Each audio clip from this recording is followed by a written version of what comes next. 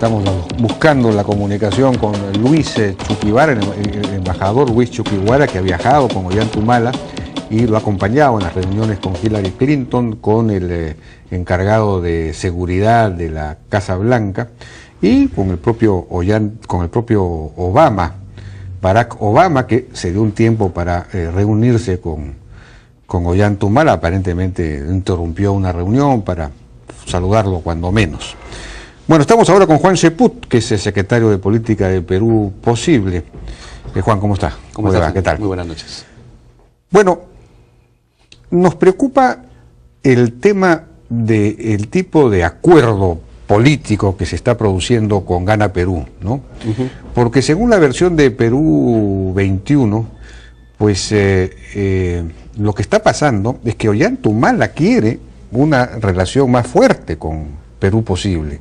Quiere que Perú Posible ponga ministros de nivel, y Perú Posible no quiere poner ministros, quiere simplemente poner unos técnicos, como por ejemplo Thaís o el señor Reyes, para el tema de la descentralización, en fin. Entonces, Perú Posible quiere bajar, digamos, el nivel de la relación, de la alianza, del acuerdo, para no comprometerse mucho con lo que pueda pasar en ese gobierno. Pero esto es contradictorio con la idea que el propio Alejandro Toledo ha vertido desde Europa, de que él va a ser garante. Eso sonaba un poco, digamos, presuntuoso. Sin embargo, sí es necesario, pues, que juegue algún papel de esa naturaleza, porque él le pidió a la gente que votara por Ollanta Humala en la segunda vuelta, a los que votaron por él, que votaran por Ollanta Humala. De alguna manera es corresponsable del éxito, de la victoria de Ollanta Humala, y entonces debería asumir a nuestro juicio, por lo menos una actitud más comprometida con el gobierno, ¿no? Con el gobierno de Ollanta Humala. Debería aceptar. ¿Por qué no han aceptado este pedido de Ollanta Humala? Bueno, porque aún estamos en un proceso de conversaciones, y yo sí creo que si estas conversaciones prosperan, deben terminar en una suerte de alianza política, con ese nombre y apellido, ¿no? Alianza política. ¿Por qué?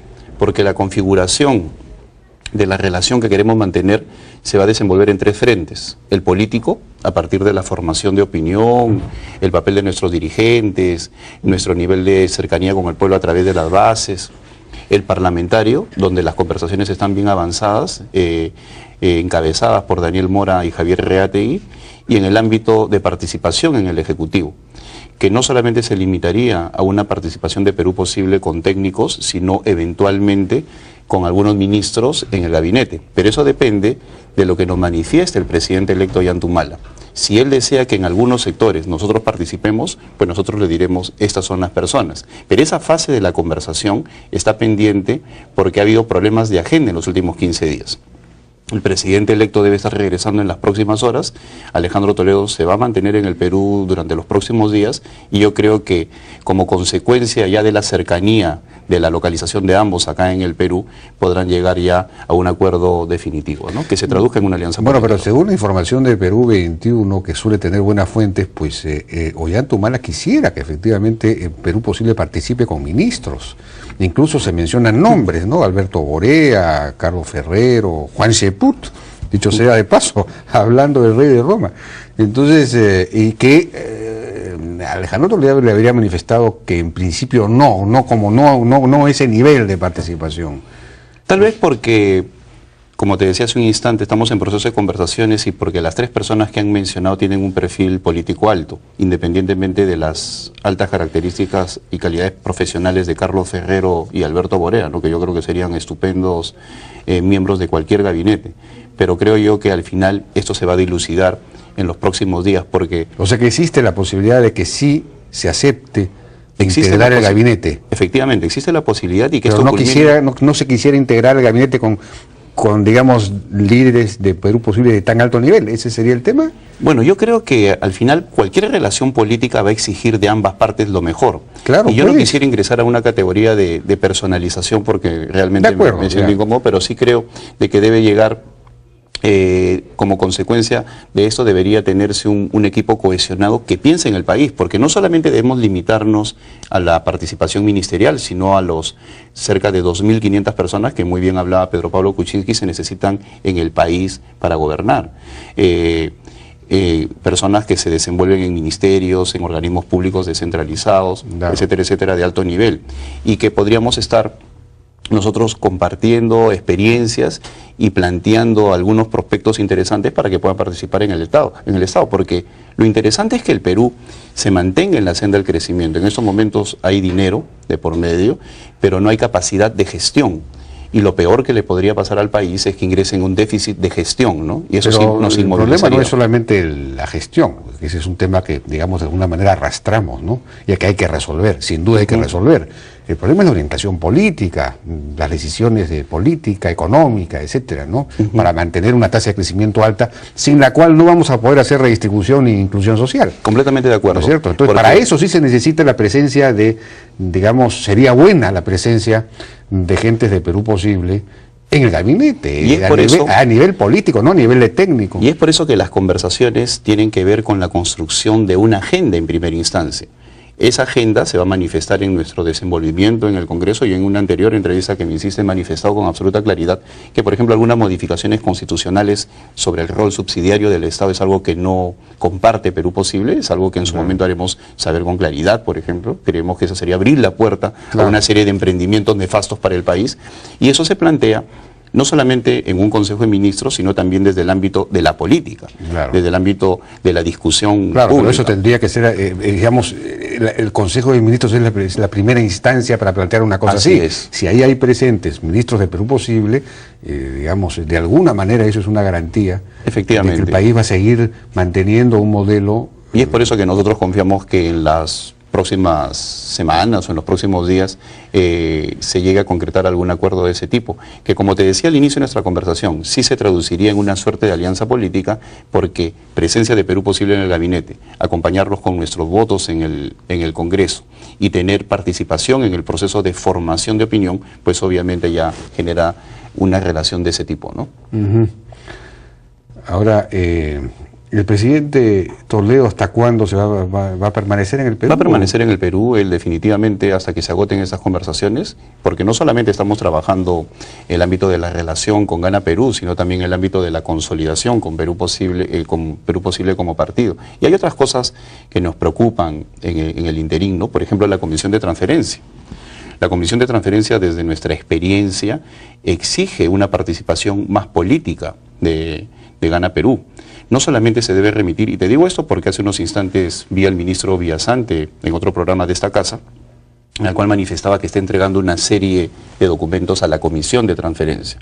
Una Comisión de Transferencia no se limita a la recepción documentaria, ese es un trámite eminentemente burocrático, sino también tiene que tener un componente político desde el sentido de ver cuáles son las políticas públicas que se están planteando en este tramo final del gobierno, de qué manera se van a comportar los funcionarios públicos. Por ejemplo, una renuncia masiva de funcionarios públicos en estos últimos días sería el equivalente a que quemen los archivos. Los funcionarios públicos tienen que quedarse en sus puestos de todos los ministerios para que ante la nueva administración entreguen su bagaje documentario, indiquen cuáles son los procesos en marcha, rindan cuentas sobre el puesto en el cual se han venido desempeñando, y de esa manera haya una continuidad.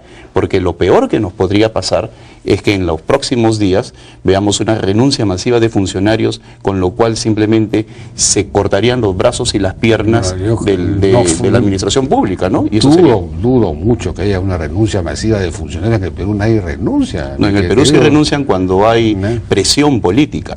Y casualmente, como nosotros hemos vivido eso ya antes en algunos sectores, no de parte de Valentín Paniagua, sino Valentín Paniagua lo recibió del gobierno anterior del expresidente Alberto Fujimori, es que nosotros tenemos la obligación de decir esto públicamente, porque veo que la Comisión de Transferencia se está limitando a un ejercicio burocrático de recepción documentaria, cuando lo que debería hacerse es tener una participación más activa con aquellas personas que van a ocupar no necesariamente los puestos de alto nivel, sino los puestos intermedios.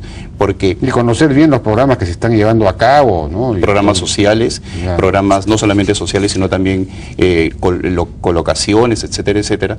Porque uno de los problemas que tenemos como país, como te decía hace un instante, es la continuidad en la gestión.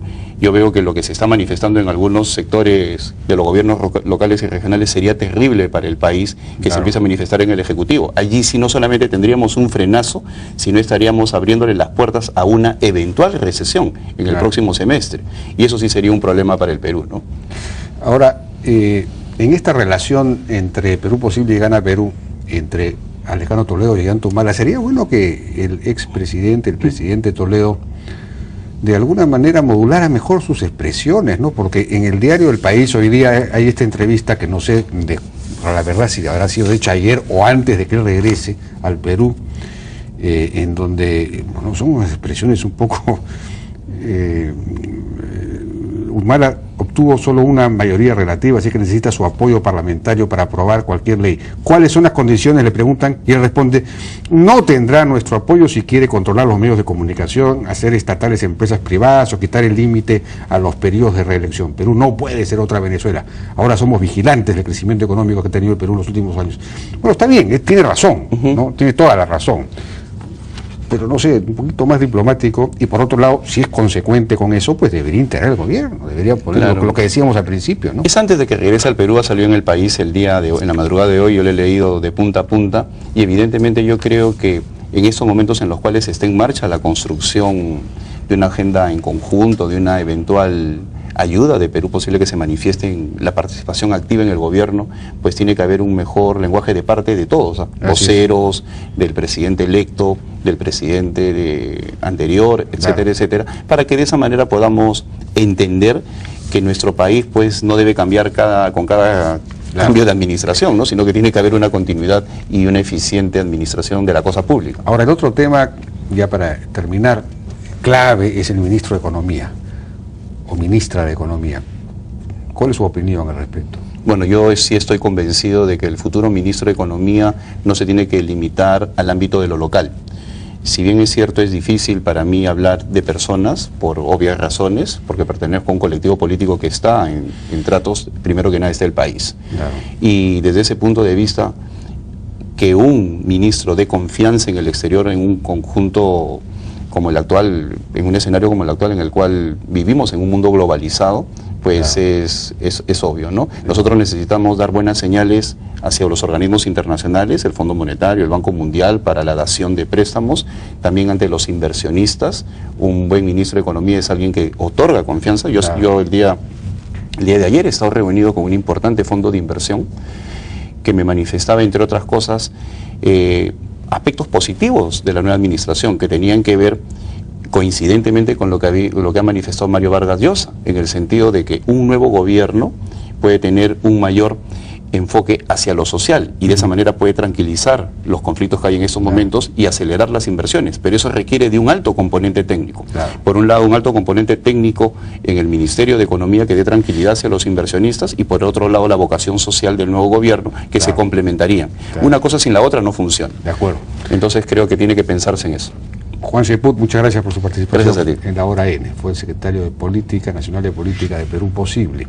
Vamos a una pausa, regresamos ahora con Juan Carlos Eguren y Rolando Reate, Eguren de la Alianza por el Gran Cambio, Reate y Fuerza 2011, para ver el tema de quién debe hacerse cargo de la Comisión de Fiscalización. Hay una disputa por eso en el próximo Congreso, por supuesto. Regresamos.